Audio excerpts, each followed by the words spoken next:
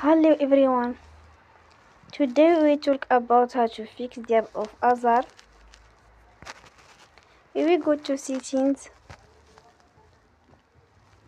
Then we click on apps. After that we will search the app Azar and we click. Then we will on for stop. After that we will go to storage. Then we click on clear cache.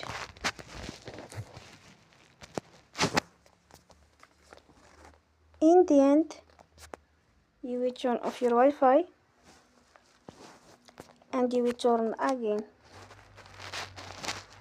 Don't forget to support us by like and subscribe. See you next time and thank you for watching.